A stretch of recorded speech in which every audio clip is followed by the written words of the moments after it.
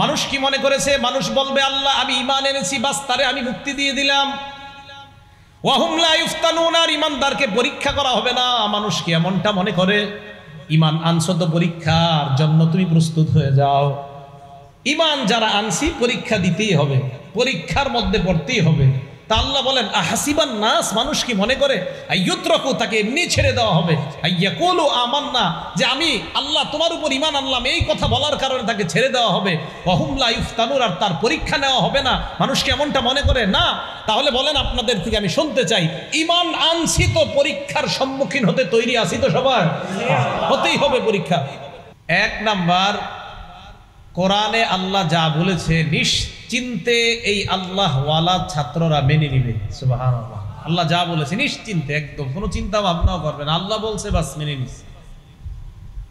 দলিল সূরা আলে ইমরান 7 নাম্বার আয়াতে আল্লাহ বলেন হুয়াল্লাযী আনজালা আলাইকাল কিতাবা মিনহু আয়াতুম মুহকামাত হুন্না উম্মুল কিতাব ওয়া উখরু মুতাশাবিহাত।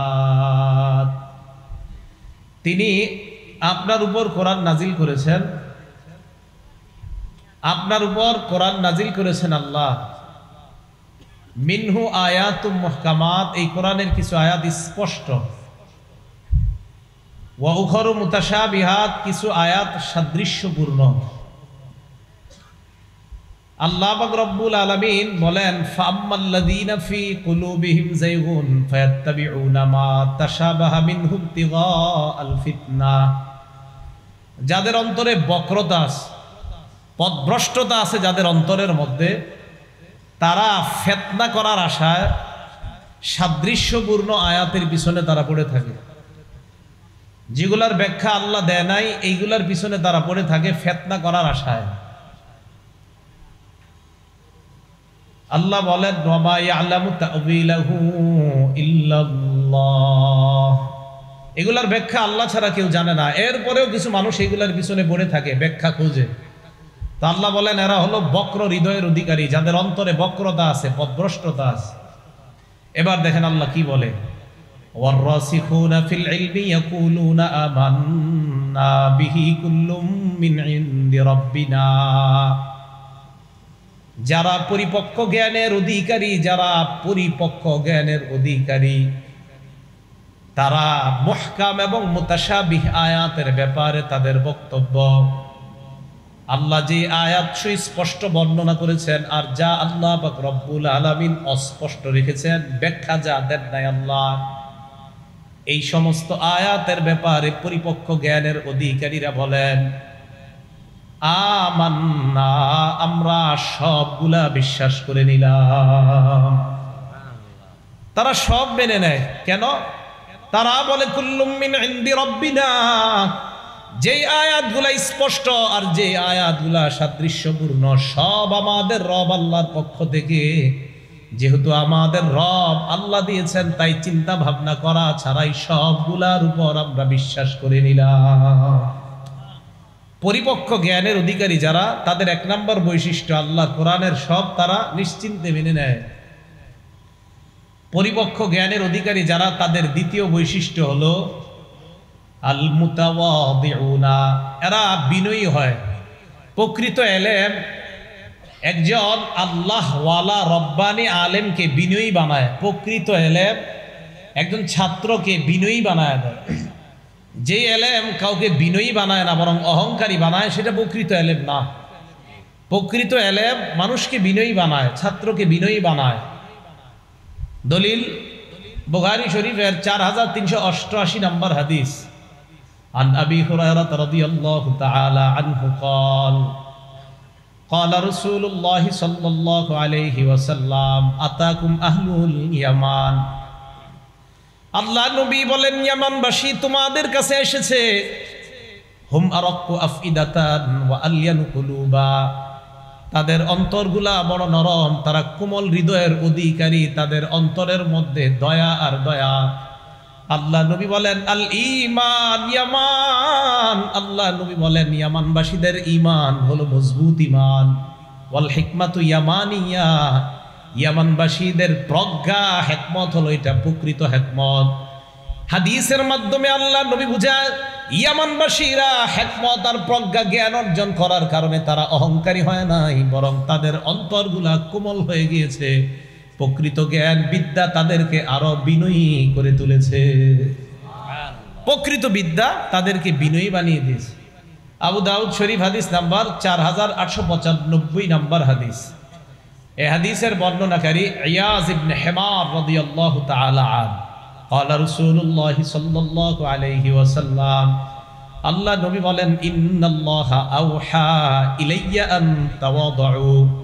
নবীজি বলেন আল্লাহ পাক রব্বুল আলামিন আমাকে ওহীর মাধ্যমে জানিয়ে দিয়েছেন মানুষ তোমরা বিনয়ী হয়ে যাও, মানুষ তোমরা বিনয়ী হয়ে যাও। ওহীর মাধ্যমে আল্লাহ আমাকে এটা জানিয়ে দিয়েছেন। বুঝাইতে চাইলাম পরিপক্ক জ্ঞানের অধিকারী যেই ছাত্রটা হবে এই ছাত্রের 2 নাম্বার বৈশিষ্ট্য জ্ঞান তাকে অহংকারী বানায় নাকি বিনয়ী বানায়? বিনয়ী বানায়। পরিপক্ক জ্ঞানের অধিকারী যে তাকে বিদ্যা বিনয়ী বানিয়ে দেয়, তাকে অহংকারী বানায় না, বরং তাকে বিনয়ী বানিয়ে দেয়। তিরমিজি শরীফের 2029 নাম্বার হাদিস। ক্বালা রাসূলুল্লাহ সাল্লাল্লাহু আলাইহি ওয়াসাল্লাম আল্লাহ নবী বলেন মা তাওয়াদা আহাদুন লিল্লাহ ইল্লা রাফাহুল্লাহ। আল্লাহর জন্য কোনো মানুষ যদি আল্লাহর জন্য বিনয়ী হয়ে যায়, অন্যের কাছে ছোট হয়ে যায়, আল্লাহর জন্য যদি নিজেকে ছোট হিসাবে উপস্থাপন করে, নবীজি বলেন ইল্লা রাফাহুল্লাহ, তার মর্যাদা আল্লাহ বাড়ায়া দেয়। আপনি ছোট হবেন আল্লাহর জন্য, মর্যাদা আল্লাহ বাড়ায়া দিবে।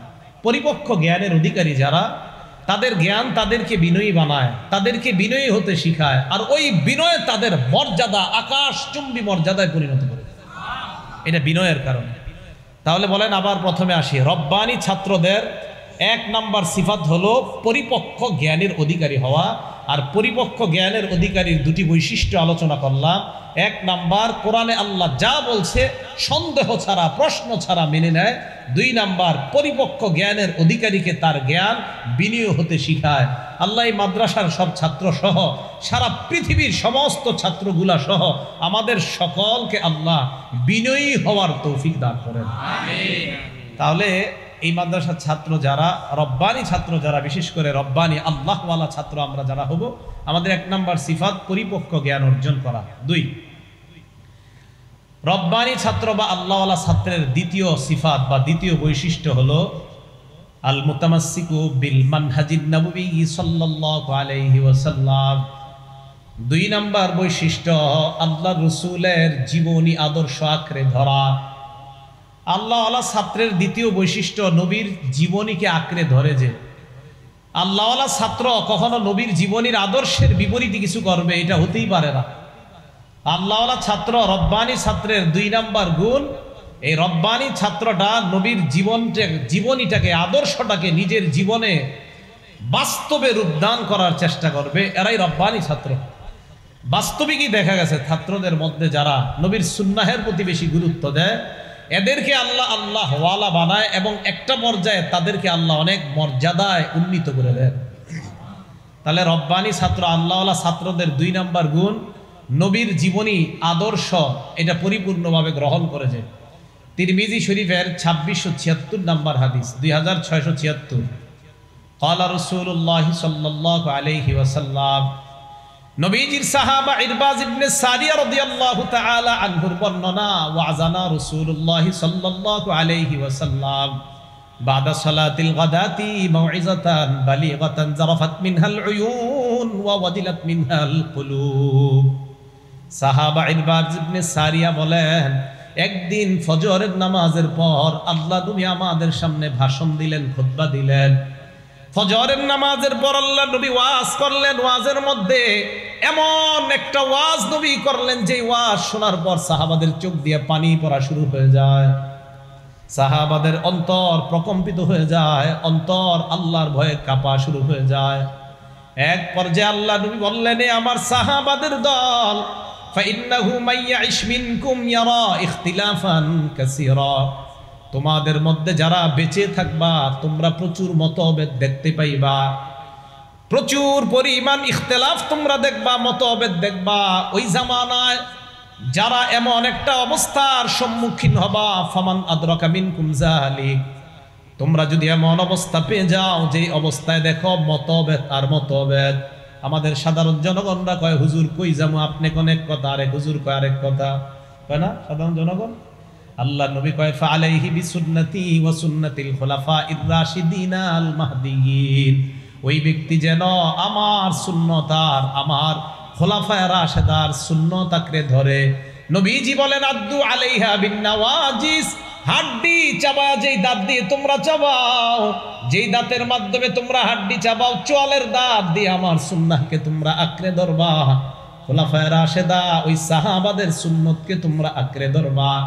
ইবনে মাজার 42 নম্বর হাদিসে নবী বলেন আলাইকুম বিসুন্নতি ওয়া সুন্নাতিল খুলাফাইর রাশিদিন আল মাহদিয়িন তামাসসাকু বিহা ওয়া আদ্দু আলাইহা বিন নাওয়াজিজ। আল্লাহ নবী বলেন যখন প্রচুর মতভেদ দেখবা তখন তোমাদের কাজ হলো আমার সুন্নত আঁকড়ে ধরা, আমার সাহাবাদের সুন্নত আঁকড়ে ধরা। আমাদের মধ্যে মতভেদ, জুমার নামাজের আজান কয়টা, এক দল কয় একটা, আর এক দল কয় দুইটা। আল্লাহর নবী কয় মতভেদ যখন দেখলা তখন আমার সুন্নতের মধ্যে দেখো কি আছে। ইবনে মাজার 42 নম্বর হাদিসে আল্লাহর নবী জানায় দেয় মতভেদ যখন দেখবা আমার সুন্নত আর আমার সাহাবাদের সুন্নত আঁকড়ে ধরবা। খোলাফায়ে রাশেদার একজনের নাম হলো উসমান গনি রাদিয়াল্লাহু তাআলা আনহু। এই উসমান গনি জুমার আরেকটা আজান চালু করেছেন। আল্লাহ নবী বলেন আমার সুন্নত আঁকড়ে ধরবা, আমার সাহাবার সুন্নত আঁকড়ে ধরবা। এর মানে জুমার নামাজের আজান দুইটা, এটাই সুন্নত, এটাই প্রকৃত আল্লাহ নবীর অনুসরণ। এই অনুসরণটাই প্রকৃত সুন্নতের অনুসরণ। নবী বলছে ইখতিলাফ দেখবা, মতভেদ দেখবা, সাথে সাথে বলছে আমার সুন্নত আমার সাহাবার সুন্নত। ইখতিলাফ দেখবা, আমার সুন্নত আমার হেদায়েত প্রাপ্ত খোলাফায়ে রাশেদার সুন্নত আঁকড়ে ধরবা। তাহলে সুন্নত কি শুধু নবীর সুন্নত, না খোলাফায়ে রাশেদা সাহাবা যারা তাদের সুন্নত? সুন্নত আঁকড়ে ধরতে হবে। এই জিনিসটা যদি সারা জীবন মনে রাখেন, হাজারো মতভেদ আপনার সামনে আসলেও কিছুই হবে না। ওই মতভেদ আপনাকে ঘায়েল করতে পারবে না, ওই মতভেদ আপনাকে কোনো পথভ্রষ্টতার দিকে নিতে পারবে না, যদি আপনি আল্লাহ রসুল এবং সাহাবাদের সুন্নত আঁকড়ে ধরেন। আল্লাহ আমাদের সকলকে কথাগুলা বোঝার তৌফিক দান করেন। একটা কিতাব আছে নাম সহিহ আত-তারগীব, এই কিতাবের 40 নম্বর হাদিস। ক্বালা রাসূলুল্লাহি সাল্লাল্লাহু আলাইহি ওয়াসাল্লাম, আল্লাহ নবী বলেন ইন্নী ক্বাদ তারাকতু ফীকুম মা ইন ইতাসামতুম বিহি। আল্লাহর নবী বলেন আমি তোমাদের কাছে এমন একটা জিনিস রেখে গেলাম, এই জিনিসটা যদি তোমরা আঁকড়ে ধরো লান তাদিল্লু আবাদা, কখনো পথভ্রষ্ট হবে না। বলেন তো, নবীজি বললেন এমন আমি জিনিস তোমাদের মাঝে রেখে গেলাম যেটা আঁকড়ে ধরলে পথভ্রষ্ট হবে না। বলেন তো নবীজি কি বলছে? এমন জিনিস রেখে গেছে যেটা আঁকড়ে ধরলে আমরা কি হব না? নবীজি বললেন দুইটা জিনিস, একটা হলো কিতাব আল্লাহ, আল্লাহর কিতাব, 2 নাম্বার হলো সুন্নাত রাসূলিল্লাহ, নবীজির সুন্নত। 1 নাম্বার আল্লাহর কিতাব, 2 নাম্বার নবীর সুন্নত। আর নবীর সুন্নত মানে কি বলেন তো? শুধু নবীর সুন্নত না সাহাবাদের সুন্নত? এখন সাহাবাদের সুন্নত যে মানতে হবে এটা কোথায় আছে? এটা নবীর সুন্নতে আছে। সাহাবাদের সুন্নত যে মানতে হবে কথাটা কোথায় আছে? এটা নবীর সুন্নতের মধ্যে আছে। আল্লাহ কোরআনে বলছে আমার নবীকে মানো, নবী বলছে আমার সুন্নত মানো, আমার সুন্নতের মধ্যে আবার নবী বলে দিছে আমার সাহাবার সুন্নত মানো। কথা মনে থাকবে সবার? বুখারী শরীফের 7281 নাম্বার হাদিস। নবীজি সাল্লাল্লাহু আলাইহি সাল্লাম এক ঘরের মধ্যে ঘুমায় রইছে। জাআত মালাইকাতুন ইলান নবী সাল্লাল্লাহু আলাইহি ওয়াসাল্লাম, একদল ফেরেশতা আল্লাহর নবীর কাছে আসলেন। ওয়া নাঈম, আল্লাহর নবী তখন ঘুমায়। ফেরেশতারা আল্লাহর নবীর সামনে এসে দাঁড়ায়। দাঁড়ানোর পর একজন ফেরেশতা কয় ইন্নাহু নাঈম, তিনি তো ঘুমায়। ওয়া ক্বালা বা'দুহুম ইন্নাল আইনা নাঈমা ওয়াল কলবা ইয়াকযান, আরেকজন ফেরেশতা কয় না না, তার চোখ ঘুমায়, অন্তর ঘুমায় না। সুবহানাল্লাহ। ফেরেশতাদের একজন বলল তিনি ঘুমায়, আরেকজন ফেরেশতা বলতেছে না, তার চোখ ঘুমায়, অন্তর ঘুমায় না। এবার ফেরেশতারা বললেন ইদরিবু লাহু মাসালা, তোমাদের এই সাথীর একটা দৃষ্টান্ত বর্ণনা করো। আরেক বর্ণনায় লি সাহিবিকুম হাযা মাসালা, তোমাদের এই সাথী যিনি ঘুমিয়ে আছে তার একটা দৃষ্টান্ত বর্ণনা করে দাও। এবার ফেরেশতাদের একজন বললেন তিনি তো ঘুমায়, আরেক ফেরেশতা কয় না না, তার চোখ ঘুমায়, অন্তর ঘুমায় না। নবীজি ঘুমায় রইছে, তো এক ফেরেশতা কয় উনি তো ঘুমায়, কি কম ওনার সামনে? আরেক ফেরেশতা কয় না না, ওনার চোখ ঘুমায়, ওনার অন্তর ঘুমায় না। এবার ফেরেশতারা বললেন তাহলে এবার শুরু করা যাক। কয় মাসালুহু কামাসালি রজুল, তার দৃষ্টান্ত হলো এমন এক ব্যক্তির মতো বানা দারা, যেই ব্যক্তি একটা ঘর বানিয়েছে, বানানোর পর ওয়াজালা ফিহা মাদুবা, ঘরের মধ্যে একটা দস্তরখান বিছাইছে। এক ব্যক্তি একটা ঘর বানাইছে, ঘরের ভিতরে একটা দস্তরখান বিছিয়েছে। দস্তরখান বিছানোর পর বাসা দাইয়ান, একজন আহ্বানকারীকে বাহিরে পাঠাইছে, যাও যাও যাদেরকে পাইবা তাদেরকে দাওয়াত দিবা, বলবা ঘরে আসতে। আসার পর এই ঘরে দস্তরখান বিছানো আছে, দস্তরখানের উপরে যে খাবার, এই খাবারগুলা খেতে বলবা। আহ্বানকারী বাহিরে আসছে, আসার পর জনগণকে দাওয়াত দিছে, ওই ঘরের দিকে তোমাদেরকে দাওয়াত দিতেছি, চলো ঘরের মধ্যে যাই।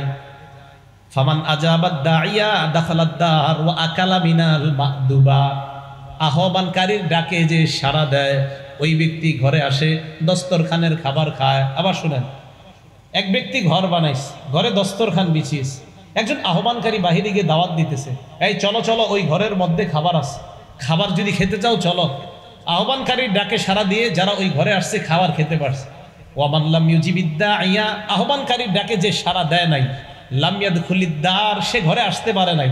ওয়ালাম ইয়াকুল মিনাল মাদুবা, দস্তরখানের খাবারও খাইতে পারে নাই। কথা বুঝে আসছে সবার? ফেরেশতারা এই কথা বলতেছে নবীর সামনে, নবীজি তখন ঘুমায় আছে। এই কথা বলার পর এবার ফেরেশতারা কয় আব্বিলু খান, আমরা যে দস্তরখানের কথা বললাম, ঘরের কথা বললাম, খাবারের কথা বললাম, এই কথাটার ব্যাখ্যা তাকে শোনায় দাও। কাকে? যিনি ঘুমায়। হাদিস বুঝতেছেন তো সবাই? ওলামা ছাড়া অন্য যারা আছেন সবাই বুঝতেছেন তো? ওলামা কেরাম বুঝতেছে, ওনারা পড়ছে, আপনারা বুঝতেছেন তো সবাই? সাধারণ জনগণ আওয়াজ দিবেন, সবাই বুঝতেছেন তো? আমাদের নবীজি কি জাগ্রত না ঘুমিয়ে আছে? তো ফেরেশতাদের একদল কয় উনি তো ঘুমায়, আরেক দল কয় না, চোখ ঘুমায়, অন্তর ঘুমায় না। তো এবার ওনার দৃষ্টান্ত দিল কি? এই যে লোকটা ঘুমিয়ে আছে, ওনার দৃষ্টান্ত, এক ব্যক্তি একটা ঘর বানাইছে, ঘরে দস্তরখান বিছাইছে, দস্তরখানে খাবার আছে, একজন আহ্বানকারীকে ডাক দিছে, চলো ঘরে যাই, দস্তরখানে সুস্বাদু খাবার। যারা সাড়া দিছে তারা দস্তরখানের খাবার খেতে পারছে, যারা সাড়া দেয় নাই তারা খাবার খেতে পারেনি। এবার ঘটনা শেষ করার পর ফেরেশতারা কয় এই ব্যাখ্যা করো। এবার ফেরেশতাদের একজন কয় কারে ব্যাখ্যা দিবা, তিনি তো ঘুমায়। আরেক ফেরেশতা কয় ইন্নাল আইনা নাইমা ওয়াল কলবা ইয়াকযান, তার চোখ ঘুমায়, অন্তর ঘুমায় না। আমাদের নবীজি তখনও চোখ বন্ধ। ফেরেশতারা এবার ব্যাখ্যা দিয়ে দেয় আদ-দার আল জান্নাহ, ঘরের দৃষ্টান্ত অন্য কিছু নয়, ঘরের দৃষ্টান্ত হলো আল্লাহর জান্নাত। সুবহানাল্লাহ। দান্দানের জান্নাতের মধ্যে দস্তরখানা বিছানো, দস্তরখানার মধ্যে খাবার। ভালো করে বুঝেন, সহজে বুঝেন। মুফতি সাইফুল্লাহ হাবিবি সাহেব এই মাদ্রাসা করার পর মাদ্রাসার মাধ্যমে আপনাদেরকে ওই খাবারের দিকে দাওয়াত দিতেছে। সুবহানাল্লাহ।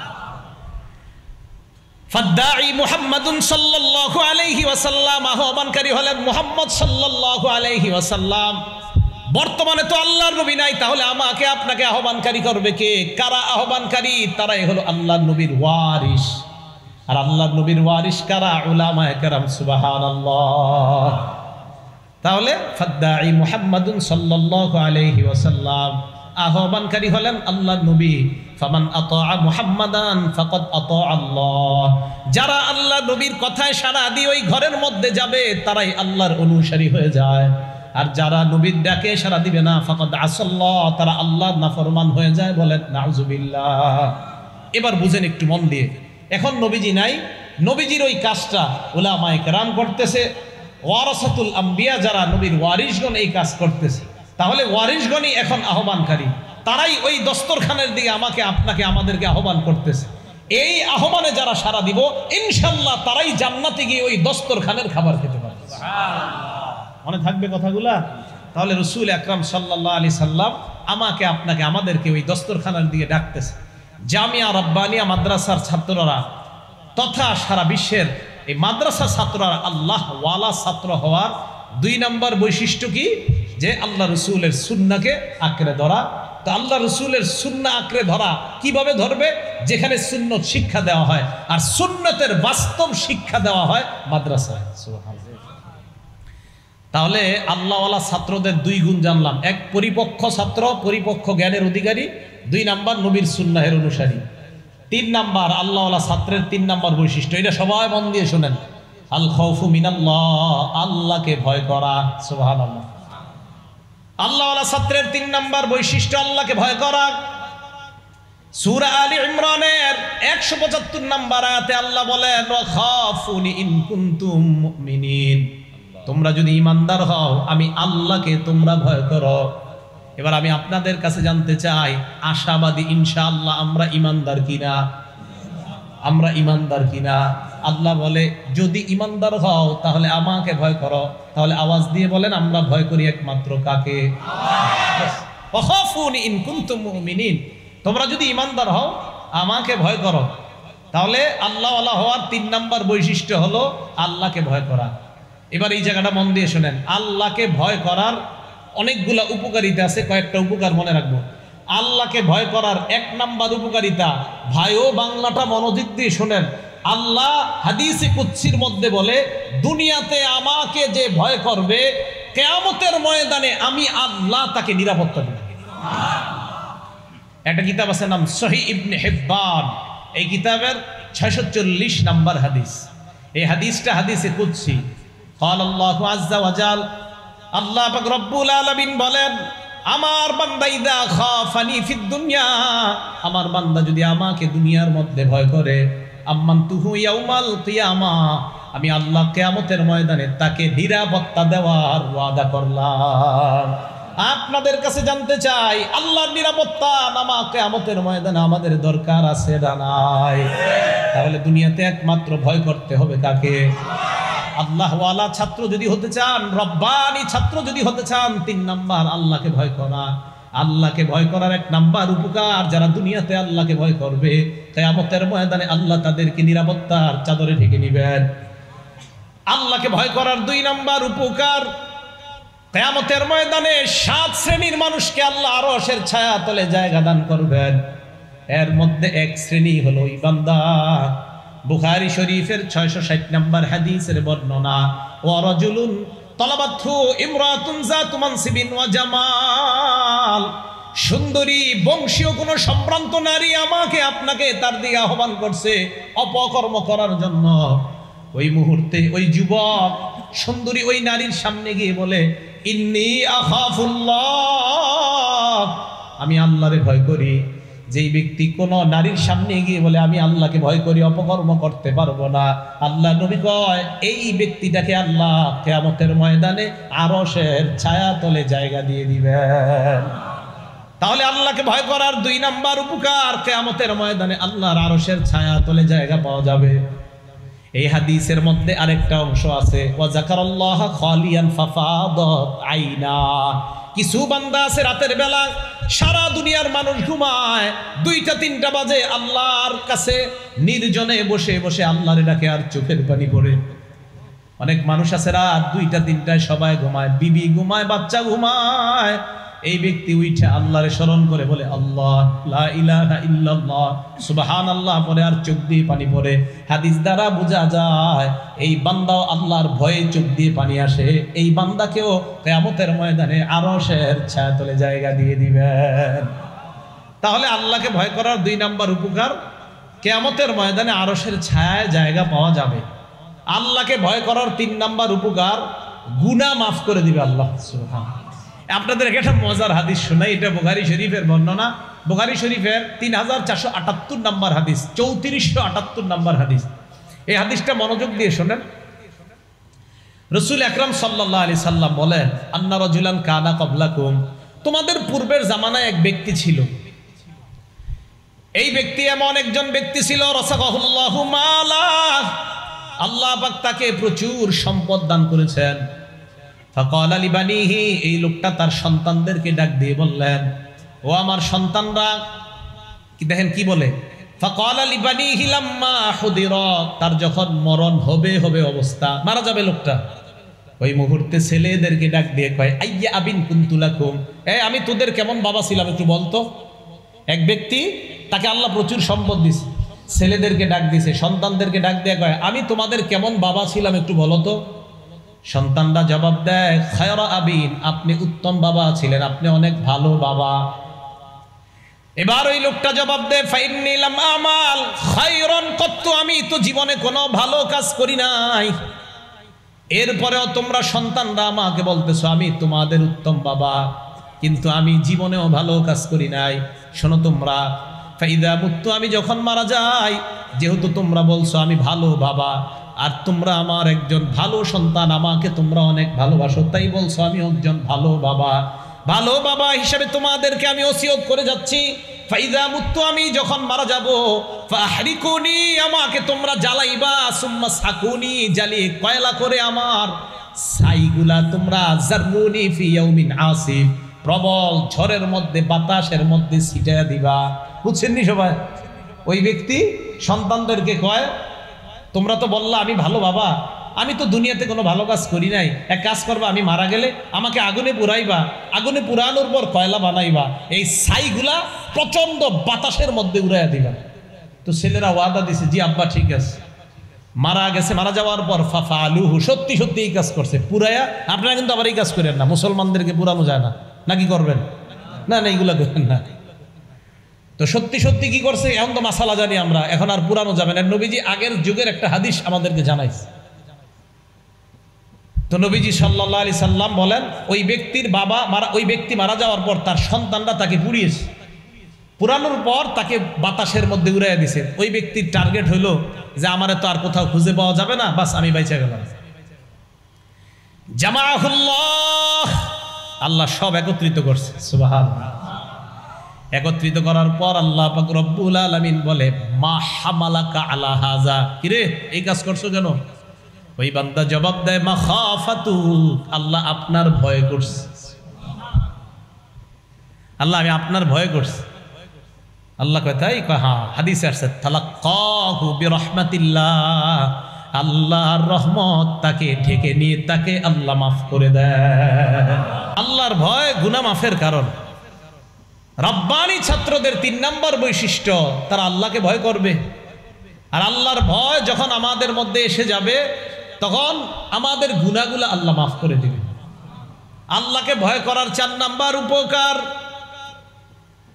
আল্লাহকে যারা ভয় করবে 4 নম্বর উপকার আল্লাহকে ভয় করার।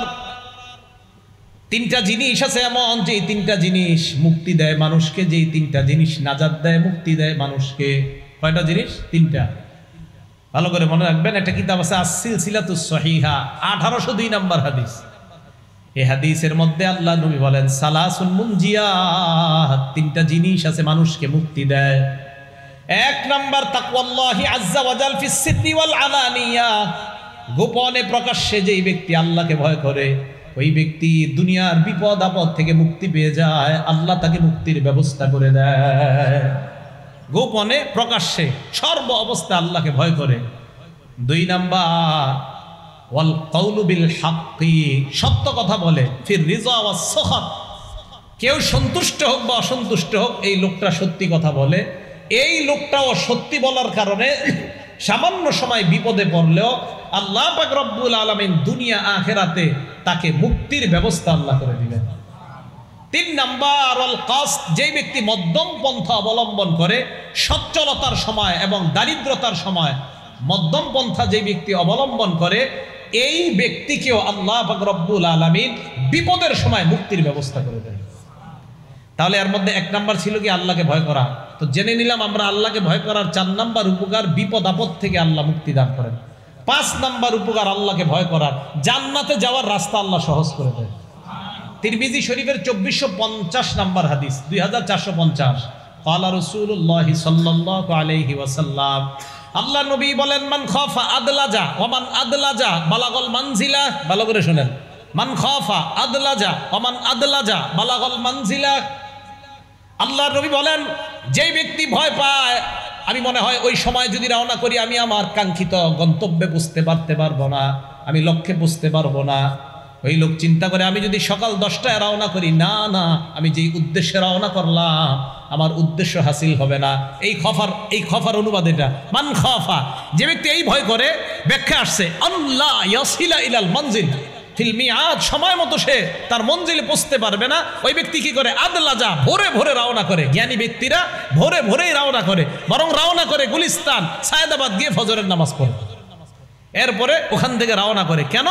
যে আমি মনে পৌঁছতে পারবো না যদি আমি পরে রওনা করি। এখন দেখেন নবীজি কি বলে, ওমান আদলাজা বালাগল মানজিলা, আর যেই ব্যক্তি ভোরে ভোরে রওনা করে ওই ব্যক্তি তার কাঙ্ক্ষিত গন্তব্যে পৌঁছে যায়। এই হাদিস থেকে একটা শিক্ষা আমাদের, আমরা কোথাও রওনা করলে ভোরে ভোরে রওনা করা, সুবহানাল্লাহ, তাহলে সুন্দরভাবে পৌঁছা যায়। আমি কিন্তু আপনার সাধারণত এনতা আপনারা বিভিন্ন সফরে নেন দিকে অন্য সময় রওনা করতে হয়, সাধারণত বাড়িতে বা আমার কোনো কাজে আমি রওনা করলে রাত 2টা-3টা বাজে আলহামদুলিল্লাহ আমার ওই গন্তব্যে আমি রওনা করি, একদম চুপে চুপে জ্যাম মুক্তভাবে কেউরে না জানায় সহজে গন্তব্যে পৌঁছে যায়, আর হুজুরা যাবে বয়ে থাকে। হাদিসে আসছে নবীজি সাল্লাল্লাহু আলাইহি সাল্লাম বলেন, যেই ব্যক্তি গন্তব্যে পৌঁছার আশঙ্কা করে সে তাড়াতাড়ি রওনা করে। যাই হোক, এবার মূল কথাটা শুনেন। আল্লাহ নবী বলেন, শোনো, আলা ইন্না সিলআতাল্লাহি গালিয়া, শোনো তোমরা, আল্লাহর পণ্য এটা দামি পণ্য। আল্লাহ নবী বলেন, আলা ইন্না সিলআতাল্লাহি আল জান্নাহ, আল্লাহর পণ্যের নাম হলো জান্নাত, আর ওই জান্নাত হলো আমাদের কাঙ্ক্ষিত গন্তব্য। ওই গন্তব্যে যদি পৌঁছতে হয় তাহলে আল্লাহকে যথাযথভাবে ভয় করতে হবে। তাহলে আল্লাহকে যথাযথভাবে যদি ভয় করা যায়, জান্নাতে কাঙ্ক্ষিত গন্তব্যে পৌঁছার রাস্তা সহজ করে দেয় আল্লাহ। তাহলে আমরা জানলাম আল্লাহকে ভয় করার 5টা উপকার। এই 5টা উপকারের মধ্যে একটা হলো জান্নাতে যাওয়ার রাস্তা সহজ হয়ে যায়, বিপদ আপদ থেকে মুক্তি পাওয়া যায়, আরশের ছায়াতলে জায়গা পাওয়া যায়, কিয়ামতের ময়দানে নিরাপত্তা নামা পাওয়া যায়। রব্বানি ছাত্র যারা হবে, 3 নাম্বার বৈশিষ্ট্য আল্লাহকে ভয় করা। 1 নাম্বার পরিপক্ক জ্ঞানের অধিকারী হওয়া, 2 নাম্বার আল্লাহ নবীর আদর্শ নিজের জীবনে ধারণ করা, 3 নাম্বার যে রব্বানি ছাত্রের জন্য 3 নাম্বার বৈশিষ্ট্য আল্লাহকে ভয় করা।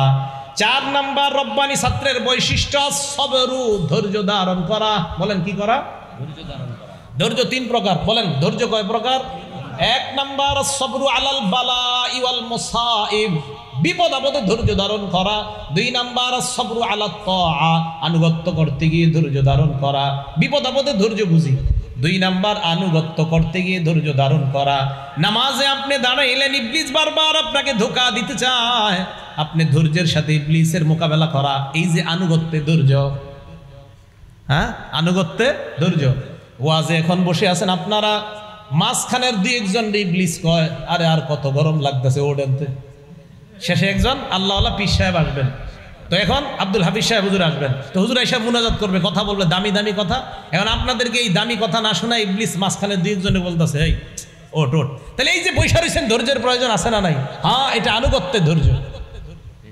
2 নাম্বার সবরু আলাত তাআ, আনুগত্যে ধৈর্যশীল হওয়া।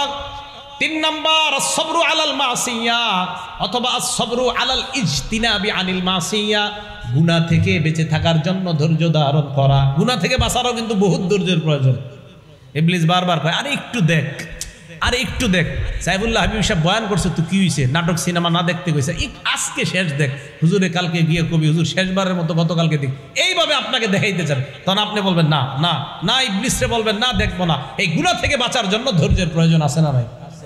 এই হলো 3টা ধৈর্য, 3 প্রকার। 1 নাম্বার বিপদে ধৈর্য ধারণ করা, 2 আনুগত্য করার ক্ষেত্রে ধৈর্য ধারণ করা, 3 নাম্বার গুনাহ থেকে বাঁচার জন্য ধৈর্য ধারণ করা। তো বলতেছিলাম রব্বানি ছাত্র যারা হবে তাদের 4র্থ বৈশিষ্ট্য ধৈর্য ধারণ করা। এখন এই মাদ্রাসার ছাত্রদেরকে আমি বিশেষভাবে জিজ্ঞাসা করব, এই মাদ্রাসায় যারা পড়বো ইনশাআল্লাহ, আমাদের কাঙ্ক্ষিত গন্তব্যে পৌঁছার জন্য ধৈর্যের প্রয়োজন আছে না নাই? তো বাস, রব্বানি ছাত্র, জামিয়া রব্বানিয়ার ছাত্ররা যদি রব্বানি আল্লাহ ওয়ালা হতে চায়, 4র্থ বৈশিষ্ট্য অর্জন করতে হবে, ধৈর্যের সাথে পড়াশোনা করে কাঙ্ক্ষিত গন্তব্যে পৌঁছতে হবে। তাহলে 4 নাম্বার ধৈর্য ধারণ করা।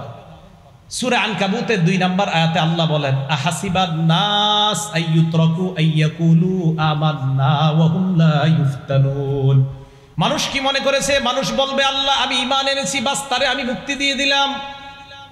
ওয়া হুম লা ইফতানুন, আর ঈমানদারকে পরীক্ষা করা হবে না। মানুষ কি এমনটা মনে করে? ঈমান আনছো তো পরীক্ষার জন্য তুমি প্রস্তুত হয়ে যাও। ঈমান যারা আনছি পরীক্ষা দিতেই হবে, পরীক্ষার মধ্যে পড়তেই হবে। তা আল্লাহ বলেন আহাসিবান নাস, মানুষ কি মনে করে আইয়ুতরাকু, তাকে এমনি ছেড়ে দেওয়া হবে, আইয়াকুলু আমান্না, যে আমি আল্লাহ তোমার উপর ঈমান আনলাম, এই কথা বলার কারণে তাকে ছেড়ে দেওয়া হবে। ওয়া হুম লা ইফতানুন, আর তার পরীক্ষা নেওয়া হবে না। মানুষ কি এমনটা মনে করে? না। তাহলে বলেন আপনাদের থেকে আমি শুনতে চাই, ঈমান আনছি তো পরীক্ষার সম্মুখীন হতে তৈরি আছি তো সবাই? হতেই হবে পরীক্ষা। তাহলে ঈমান আনছি, মুমিন তো আমরা পরীক্ষার সম্মুখীন হতেই হবে। আল্লাহ আমাদের সকলকে প্রস্তুত থাকার তৌফিক দান করেন। বুখারী শরীফের একটা বর্ণনা, 5652 নম্বর হাদিস, আব্দুল্লাহ ইবনে আব্বাস রাদিয়াল্লাহু তাআলা এক ব্যক্তিকে বলে, আলা উরিকা ইমরাতাম মিন আহলিল জান্নাহ, এই আমি কি তোমাকে জান্নাতি একজন নারী দেখায়া দিব না? মন দিয়ে শুনেন। হাযিহিল মারআতুস সাউদা, এই কালো নারীটা জান্নাতি। সুবহানাল্লাহ, এই কালো নারীটা জান্নাতি। এমনি বলছে এই কালো নারীটা জান্নাতি। আতাতিন নবী সাল্লাল্লাহু আলাইহি ওয়াসাল্লাম, এই কালো নারীটা আল্লাহ নবীর কাছে আসছে। আসার পর কয়, ইয়া রাসূলুল্লাহ ইন্নী উসরাউ ওয়া আতাকাশশাফু, ইয়া রাসূলুল্লাহ আমার মাঝে মাঝে মৃগী রোগ হয়। মৃগী রোগ চিনেন না আপনারা? মৃগী রোগের কারণে আমার শরীরের সতর খুলে যায়। ইয়া রাসূলুল্লাহ ফাদউল্লাহ লি, আপনি আল্লাহর কাছে আমার জন্য দোয়া করেন। আল্লাহ নবী তাকে দুইটা অপশন দিলেন।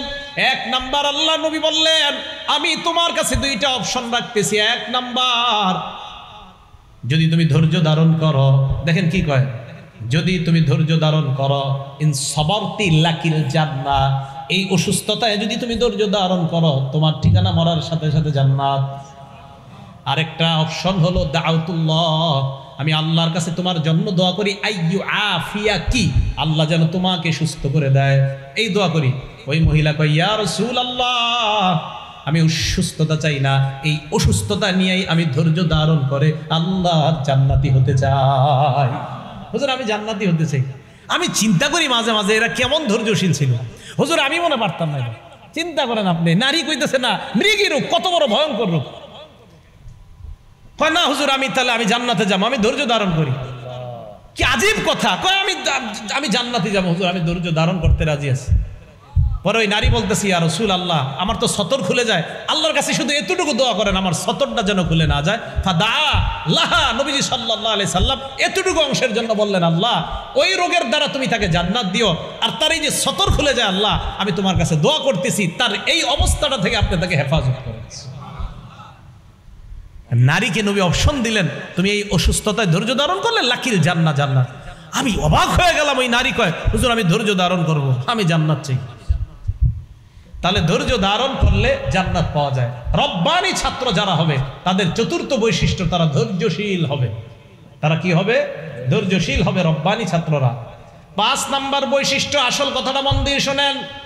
রব্বানি ছাত্র যারা হবে, আল আমালু বিল ইলমি, যা জানছে ওই জানা অনুযায়ী আমল করবে, তারাই হবে প্রকৃত আল্লাহওয়ালা ছাত্র। এই মাদ্রাসায় যা জানলাম, এই যে আজকে ওয়াজে আসলেন, যা জানলেন জানার পর আমল করা। যেমন আজকে আপনাদেরকে আমি অনেক কিছু শিখাইলাম, এর মধ্যে একটা শিখাইলাম, নবী একটা দস্তরখান বিছাইছে, এই দস্তরখানের মধ্যে খাবার। এই দস্তরখানটা কোথায়? জান্নাতের খাবার। জান্নাতটা হলো ঘর। নবী দাওয়াত দিছে আমাদেরকে, নবী নাই, নবীর ওয়ারিস আলেমরা দাওয়াত দিতেছে। দাওয়াতে যারা সাড়া দিবেন তাহলে ওই দস্তরখানের খাবার খাইতে পারবেন। শেষে ব্যাখ্যা দিয়ে দিছে, যারা এই ডাকে সাড়া দিবে তারাই মূলত নবীর অনুসারী হবে, তারা আল্লাহর অনুসারী হবে। যারা ডাকে সাড়া দিবে না তারা নবীর নাফরমান হবে, তারা আল্লাহরও নাফরমান হবে। তো এই যে শিক্ষাটা আমরা শিখলাম, শিখার পর এটা আমরা নিজের আমল করব। হ্যাঁ, ওই দস্তরখানের খাবার আমি খেতে চাই, আমরা খেতে চাই, এই জন্য নবীর প্রকৃত অনুসরণ করতে হবে। এই শিক্ষা আমরা জানলাম। আল্লাহ আমাদেরকে আমল করার তৌফিক দান করেন। 5 নাম্বার, আল আমালু বিল ইলমি, যা জানলাম ওই অনুযায়ী আমল করবে আল্লাহওয়ালা ছাত্রের, এটা 5 নাম্বার বৈশিষ্ট্য। এই ব্যাপারে আপনাদেরকে একটা হাদিস শোনাই, তিরমিজি শরীফের 2417 নাম্বার হাদিস।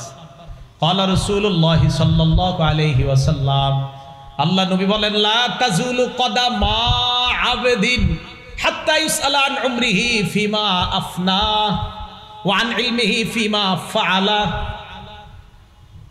ওয়া আন মালিহি মিন আইনা ইকতাসাবা ফিমা আনফাকা ওয়া আন জিসমিহি ফিমা আবলা। 4টা প্রশ্নের উত্তর না দেওয়ার আগে আদম সন্তানের 2 পা সামনে নড়বে না।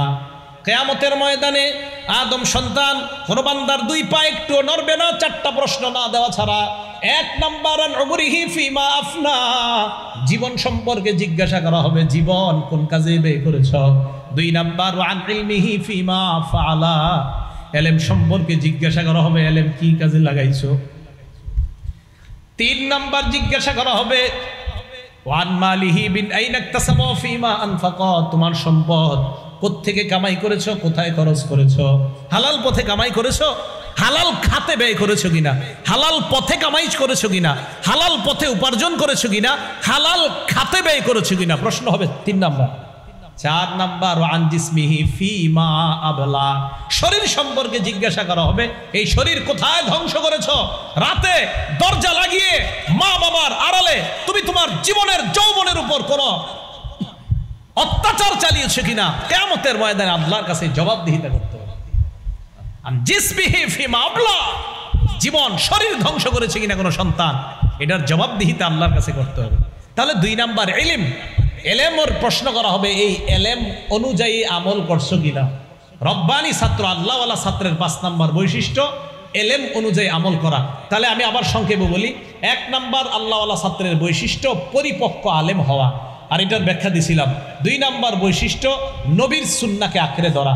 3 নাম্বার বৈশিষ্ট্য আল্লাহকে ভয় করা, আল্লাহরে ভয় করার 5 উপকারিতা আলোচনা করেছি। 4 নাম্বার বৈশিষ্ট্য আল্লাহওয়ালা ছাত্রের ধৈর্য ধারণ করা, এটার 3 প্রকার ব্যাখ্যা করলাম। 5 নাম্বার বৈশিষ্ট্য যে আল্লাহওয়ালা ছাত্র হবে, তার 5ম বৈশিষ্ট্য হলো এলেম অনুযায়ী আমল করা। এই 5 বৈশিষ্ট্যে গুণান্বিত হয়ে সকলকে আল্লাহ রাব্বানি ছাত্র হওয়ার তৌফিক দান করেন, সকলে বলেন আমিন। এই গেল মাদ্রাসার প্রথম অংশের ওয়াজ। মাদ্রাসার নাম কি? জামিয়া রব্বানিয়া, এটা হলো প্রথম অংশ। এবার হলো দারুস সুফা, দ্বিতীয় অংশের ওয়াজ। কোন অংশ? দ্বিতীয় অংশ। এটা গেল জামিয়া রাব্বানিয়ার ওয়াজ। তাহলে দারুস সুফা তো বাকি রয়ে গেল। সুফা মানে হলো আঙ্গিনা, চত্বর। বলেন সুফা অর্থ কি? চত্বর। দারুস সুফা এটার নাম। বাকি সুফার অংশটা শোনেন আগে। সুফা মানে চত্বর। আল্লাহ রাসূল সাল্লাল্লাহু আলাইহি সাল্লামের মসজিদে নববীর একটা কোনা, একটা চত্বরের মধ্যে 70-80 জন সাহাবা এরা বসে থাকতো। নবীজির থেকে ওনারা কোরআন সুন্নাহ শিক্ষা গ্রহণ করতেন, নবীজির ছাত্র ছিলেন। তারাই হলো ইসলামের ইতিহাসে প্রথম আবাসিক ছাত্র। সুবহানাল্লাহ। কি ছাত্র? আবাসিক। হ্যাঁ, আবাসিক ছাত্র। এদেরকে ইতিহাসে বলা হয় আসহাবুস সুফা। এবার দেখেন, আসহাব মানি ওয়ালা, সুফা মানি চত্বর। তাহলে আসহাবুস সুফা মানি চত্বরওয়ালা, চত্বরের অধিবাসী। তো আসহাবুস সুফা মানি নবীজির মসজিদের ওই চত্বরে যে সাহাবারা বসে বসে কোরআন হাদিস শিখতেন, তাদেরকে বলা হয় আসহাবুস সুফা, মানে চত্বরের অধিবাসী, চত্বরের সাহাবা। সুবহানাল্লাহ। এই মাদ্রাসার নাম দারুস সুফা। এই মাদ্রাসা গঠন করার দ্বিতীয় উদ্দেশ্য, ওই আসহাবে সুফা নবীর মসজিদের ওই চত্বরে যে 70-80 জন সাহাবারা যেমন ইতিহাসের শ্রেষ্ঠ ছাত্র ছিল, জামিয়া রাব্বানিয়ার ছাত্ররা যেন ওই সুফার সাহাবাদের মতো শ্রেষ্ঠ ছাত্র হতে পারে, এই মাদ্রাসা গঠনের এটা দ্বিতীয় উদ্দেশ্য।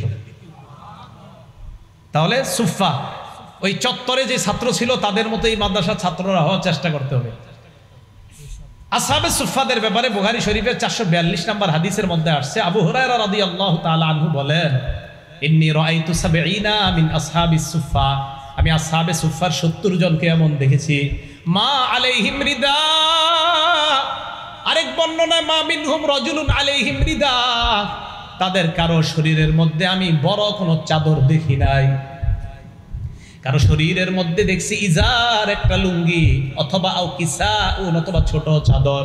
দেখেন কি কয় আবু হুরায়রা বলেন, আমি তাকায়া দেখলাম, রাবাতুহু ফি আনাকিহিম, এই লুঙ্গি আর চাদর গলার মধ্যে পেঁচাইছে, গলায় লুঙ্গি চাদর গলায় পেঁচানোর পর তাকায়া দেখলাম তাদের কারো লুঙ্গি, কারো চাদর হাঁটু পর্যন্ত, কারো আর একটু নিচ পর্যন্ত যায়, এটাই তাদের পোশাক, এটাই তাদের পোশাক। দেখছেন, এই জন্য আল্লাহ তাদেরকে কি কবুল করছে। তা আবু হুরায়রা রাদিয়াল্লাহু আহরে আরেকটা হাদিস মনে পড়ে গেছে, তিরমিজি শরীফের 2368 নম্বর হাদিস, আন্না রাসূলুল্লাহ সাল্লাল্লাহু আলাইহি ওয়াসাল্লাম সাল্লা বিন নাস, নবীজি সাহাবাদেরকে নিয়ে নামাজে দাঁড়াইতেন। আমরা তাকায় দেখতাম ওই নামাজের মধ্যে ইয়াখিরু রিজাল মিন মাকামাতিহি, কোন কোন সাহাবা দাঁড়ানো থেকে পড়ে যায়, দাঁড়ানো থেকে পড়ে যায়।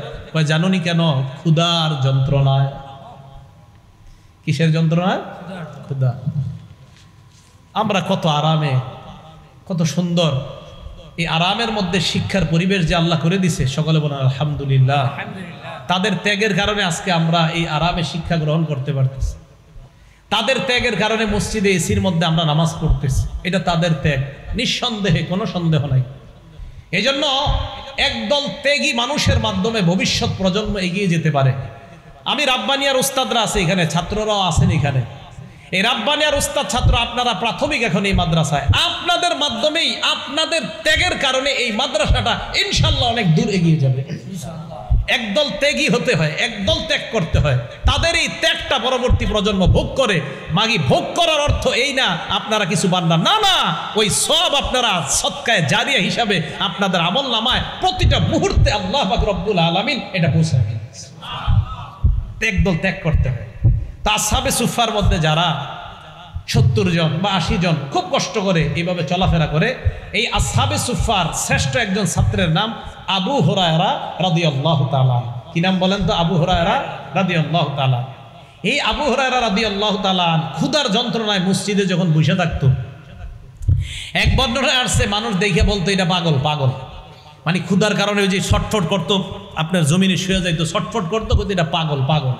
আপনি চিন্তা করেন, নামাজে দাঁড়ায় রয়েছে, নামাজ থেকে পড়ে যাওয়া ক্ষুধার কারণে, কত ক্ষুধা। তো তাদের একজন ছাত্র, শ্রেষ্ঠ ছাত্রের নাম আবু হুরায়রা, মসজিদে বসে রয়েছে। নবীজি সামনে আসলেন, আসার পর আবু হুরায়রা কি ব্যাপার?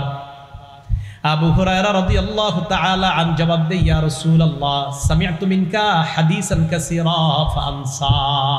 বুখারী শরীফের 119 নম্বর হাদিস। ইয়া রাসূলুল্লাহ, আমি আপনার কাছ থেকে অনেক হাদিস শুনি, কিন্তু হাদিসগুলো আমি মুখস্থ রাখতে পারি না, মনে রাখতে পারি না। আল্লাহ নবী কয়, তাই নাকি? কয় হ্যাঁ। নবীজি বলে, আবু হুরায়রা উবসুত রিদাআক, তুমি তোমার চাদরটা বিছায়া দাও। আমাদেরকে যদি স্বপ্নে আইসা নবী একবার এরকম চাদর বিছায়া দিতেন। আবু হুরায়রাকে বললেন চাদরটা বিছাও। আবু হুরায়রা বলেন ফাবাসাতুহু, আমি আমার চাদর বিছাইলাম। চাদর বিছানোর পর তাকায় দেখলাম গরফা বিয়াদাইহি, আল্লাহ নবী কি যেন এইভাবে চাদরের মধ্যে ঢেলে দিচ্ছে, হাতে কিছু নাই, হাতে কিছু নেই। ঢেলে দেওয়ার পর আল্লাহ নবী বললেন, আবু হুরায়রা আযুম, এটা এবার তুমি তোমার বুকের সাথে মিশাও। আবু হুরায়রা বলেন জমামতুহু, আমি ওই চাদরটা আমার বুকের সাথে এইভাবে আমি মিশাইলাম। আবু হুরায়রা বলেন, আল্লাহর কসম, ওই দিনের পর থেকে ফামা নাসিতু বাদাহু শাইআ, ওই চাদর বুকের সাথে মিশানোর পর আমি যা শুনি আর কখনো ভুলি না, যা শুনি আর কখনো ভুলি না। আসহাবে সুফফার একজন ছাত্র। কি এই মাদ্রাসার এই ছাত্রদের এমন ছাত্র হওয়া দরকার আছে না নাই? তো আমাদের সাইফুল্লাহ হাবিবি সাহেব হুজুর আমার গতকালকে বলছে, আমি আমারে বলছি, উনি ওনার উদ্দেশ্য ব্যক্ত করছে। তো বললেন যে উদ্দেশ্য হলো এই মাদ্রাসার নামকরণের দুটি উদ্দেশ্য। এক, এখানে ছাত্ররা যেন রব্বানি আল্লাহ ওয়ালা ছাত্র হয়, এটা হলো 1 নম্বর উদ্দেশ্য। 2 নম্বর উদ্দেশ্য হলো এখানে ছাত্রগুলা যেন ওই সুফফা, আসহাবে সুফফা, নববীর মসজিদে নববীর চত্বরে যে ছাত্ররা ছিল তাদের মতো যেন হুজুর এই জায়গায় এক একটা ছাত্র তৈরি হয়। এটা হলো এই মাদ্রাসার নামকরণের 2টি উদ্দেশ্য। এখন আপনাদের কাছে জানতে চাই, এই যে মাদ্রাসা নামকরণের 2টি উদ্দেশ্য, এই 2টি উদ্দেশ্য বাস্তবায়ন করতে আমাদের যদি মাঝে মাঝে উনি আমাদেরকে ডাকে, কোনো কারণে আমাদেরকে ডাকে, দোয়ার প্রয়োজন হয়, পরামর্শ দেওয়ার প্রয়োজন হয়, যে কোনোভাবে আমাদেরকে ডাকলে আমরা ইনশাল্লাহ তার আহ্বানে সাড়া দিতে তৈরি আছি ইনশাল্লাহ। তা আসহাবে সুফফার যে ছাত্ররা পড়াশোনা করত, তাদের জন্য কিন্তু আরেক দল মানুষ কাজ করত বাহিরে গিয়ে, জানেন? এরা পড়াশোনা করত, আরেক দল গিয়ে কাজ করত, তারা বিভিন্ন জিনিস সংগ্রহ করে আনতো, আর আসহাবে সুফফার ছাত্ররা লেখাপড়া করত। এজন্য আমি আপনাদের কাছে আবদার করে যাব, ওনার এই মাদ্রাসাটা, মাদ্রাসা তো ওনার না, উনি প্রতিষ্ঠা করছে, উনি মরে যাবে, কালকে চলে যাবে, পরের দিন চলে যাবে, একদিন চলে যাবে, আরেকজন এখানে দায়িত্বে আসবে, উনিও চলে যাবে, আরেকজন আসবে। তবে মনে রাখবেন, দ্বীনি প্রতিষ্ঠান কখনো থেমে থাকবে না, এটার জয়রথ সামনের দিকে চলবেই। মানুষগুলা চলে যাবে, প্রতিষ্ঠানগুলা চলে যাবে না। তাই এই প্রতিষ্ঠানের দেখাশোনার দায়িত্ব কাদের বলেন তো? আমাদের জোরেও নেই, কাদের বলেন? এই মসজিদ মাদ্রাসা এগুলা দেখাশোনার দায়িত্ব কাদের? আমাদের। ইনশাল্লাহ মহব্বত করবো তো ইনশাল্লাহ। তাহলে জামিয়া রব্বানিয়া আল্লাহওয়ালা ছাত্র হবে এখানে, আর আসহাবে সুফফার মতো ছাত্র যেন এখান থেকে তৈরি হয়, এই চেষ্টা, এই প্রচেষ্টা মাদ্রাসার উস্তাদ ছাত্ররা যেন করতে পারে, আমরা এলাকাবাসীরা যেন দোয়া করতে পারি, আল্লাহ আমাদেরকে তৌফিক দান করেন। শেষ কথা, এই মাদ্রাসার ছাত্র উস্তাদ যারা, আমরা একটা কথা মনে রাখবো, মাদ্রাসায় আমরা যে সমস্ত ছাত্ররা পড়াশোনা করব, আলেম হব, এখান থেকে আমরা হাফেজ হব, কারি হব, আমাদের মধ্যে যেন কখনো রিয়া কাজ না করে, লৌকিকতা কাজ না করে, মানুষকে দেখানো কাজ না করে, বরং আল্লাহকে খুশি করা এই কাজ যেন করে। বলেন তো আমাদের পড়াশোনার উদ্দেশ্য কাকে খুশি করা? তিরমিজি শরীফের 2383 নম্বর হাদিস। এই হাদিসের মধ্যে রাসূল আকরাম সাল্লাল্লাহু আলাইহি সাল্লাম সাহাবাদেরকে বললেন, তাআওয়াযু বিল্লাহি মিন হুব্বিল হুজন, তোমরা হুব্বুল হুজুন থেকে বাঁচো, তোমরা হুব্বুল হুজুন থেকে আল্লাহর কাছে পানাহ চাও। বলেন হুব্বুল হুজুন, বলেন আবার বলেন হুব্বুল হুজুন। সাহাবাদেরকে নবীজি বললেন তোমরা হুব্বুল হুজুন থেকে আল্লাহর কাছে পানাহ চাও। সাহাবারা বললেন ওয়া মা হুব্বুল হুজনি ইয়া রাসূলুল্লাহ, হুজুর হুব্বুল হুজুন কি এটা আপনার কাছে জানতে চাই। আল্লাহ নবী কয় হুব্বুল হুজুন ওয়াদিন ফি জাহান্নাম, জাহান্নামের একটা এলাকার নাম। তাতাআওয়াযু মিনহু জাহান্নামু কুল্লা ইয়াউমিন মিআতা মাররা, জাহান্নাম ওই এলাকা থেকে 2 দিন আল্লাহর কাছে 100 বার পানাহ চায়। হুব্বুল হুজুন জাহান্নামের একটা এলাকার নাম, জাহান্নামের এলাকা, জাহান্নাম আল্লাহর কাছে 100 বার পানাহ চায়। আল্লাহ ওই হুব্বুল হুজুন থেকে আমি পানাহ চাই, আমি পানাহ চাই, ওর এলাকা থেকে ও পানাহ চায় আল্লাহর কাছে। সাহাবারা প্রশ্ন করলেন ওয়া মাইয়াদখুলুহু ইয়া রাসূলুল্লাহ, এই জাহান্নামের মধ্যে কারা প্রবেশ করবে? নবীজি জবাব দিলেন আল কুররা আল মুরাউনা বিআমালিহিম, কারি সাহেবরা, হাফেজরা, আলেমরা, যারা দেখানোর জন্য আমল করে তারা এখানে প্রবেশ করবে হুব্বুল হুজুন নামক জাহান্নামে, হুব্বুল হুজুন নামক এলাকায়। তাহলে হুব্বুল হুজুনে যেন আমাদের প্রবেশ করতে না হয়, রিয়া মুক্ত আমল যেন আমরা করতে পারি, আল্লাহ তৌফিক দান করেন।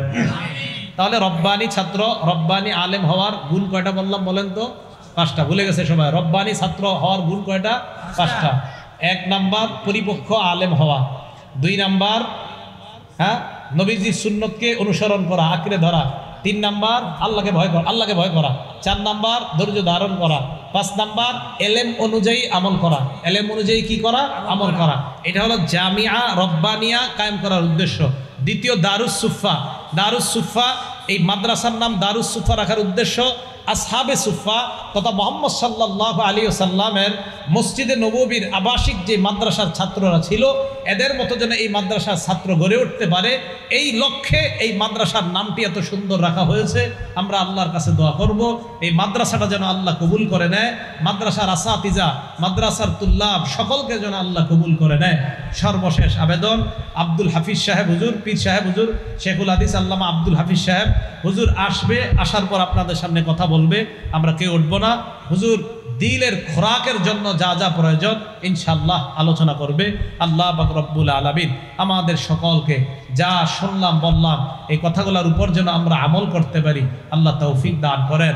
আমিন ওয়া আখিরু দাওয়ানা আনিল হামদুলিল্লাহি রাব্বিল আলামিন। আমরা কেউ উঠবো না, মেহেরবানি করে